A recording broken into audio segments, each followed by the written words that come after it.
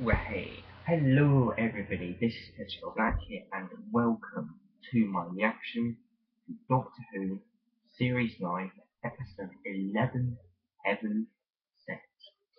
Now, I just want to quickly start off by straight away by saying it appears like Stephen Moffat was heavily influenced by the Big Finish audio Shiatsu as the Big Finish trailer says, which I don't know the name of it, but it really did feel like a lot of Shiatsu, where the characters, in this case it was Paul McGann as the Eighth Doctor in Individual's Charlie. So I got the verbs finger kind of Tango Orange. I just completely went off sidetrack there. Yeah, it felt like a lot like the Big Finish audio Shiatsu, where the characters Paul McGann as the Doctor, and in the show Charlie had to kind of replace in this kind of strange reality and had to figure things out and all of that. So yeah, it felt like a lot like that, where the Doctor had to do certain actions and whatnot and figured out something, and it was a really kind of complex science fiction story like Shepso, where you kind of uh, like it was really complex sci-fi like Shepso or the movie Interstellar with what's his name by Christopher Nolan last year, which is one of my favourite science fiction movies, and um, with I can't remember the main actor's name as of now, but you know which movie I'm talking about. Uh, so yeah, it really did feel like Chefs in a lot of ways, and it was really kind of complex science fiction. And I really did like this episode a lot. I kind of like episodes like complex science fiction. I kind of or kind of pieces of science fiction that are really complex, like this episode down in Interstellar. And I would say overall this was a really good episode, and I wouldn't say it would be everybody's cup of tea because it might get a bit overwhelming for some people with how complex it's actually kind of getting and all that kind of stuff. And to be honest, I was kind of like, oh god, what the hell is going on? Towards the end of the episode, where uh, the Doctor was doing all of these things all over and over and over again to break through the diamond wall in room 12 to actually break through to Gallifrey of all places, which I'm actually going to talk about later on. Um, so yeah, which was really interesting and whatnot. Um, so yeah, lots of so yeah, it was really complex and confusing in those kind of areas and whatnot. And I would say it's not for everybody.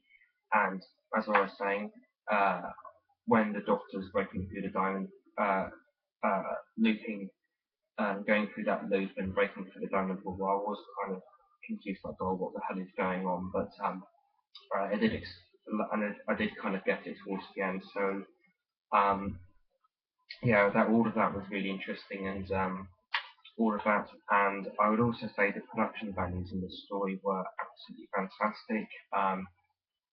This I might be nitpicking here, but the CGI flies. The flies were kind of obviously kind of CGI. They were um, not that erratic to be flies really. Their kind of flight pattern was uh, far too kind of planned and not erratic like a normal house fire or something like that. But again, that might be a nitpick.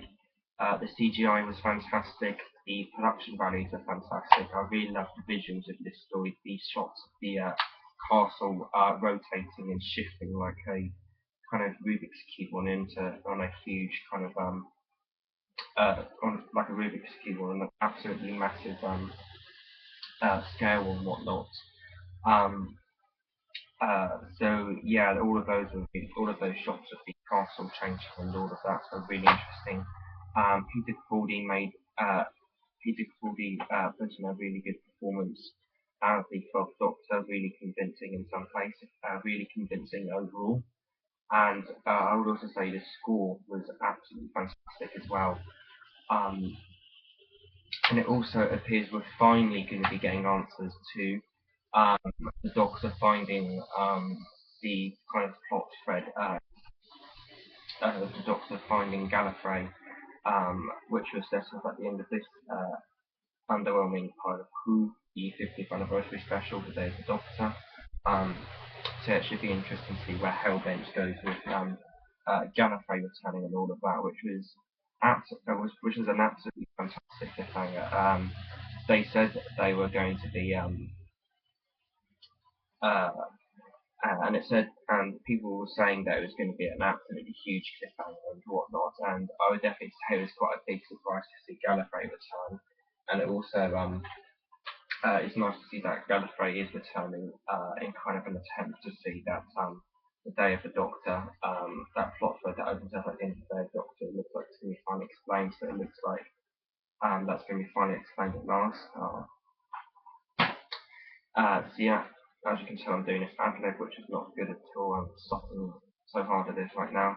That tells you what she said. So yeah, overall, fantastic episode. I wouldn't say it's everybody's cup of tea because it does get really complex in some places, and some people may just lose interest at some places. And I think I could possibly enjoy this episode even more with further rewatches, and it is compelling me to do rewatching of this episode, which is really good. So yeah, so overall, I would rate Series 9, Episode 11, Heaven Sent, a 9 out of 10. Not everybody's kind of cup of tea. Like I said, it's very complex and whatnot, and still also one of my personal favourites of Series 9. I think my personal favourites would be Sleep No More and Heaven Sent. Not the best episode in the Series 9, just my personal favourites. So yeah, I would overrate Heaven Sent a 9 out of 10. Not for everybody. Um, as I've said many times in this horrible ad lib review.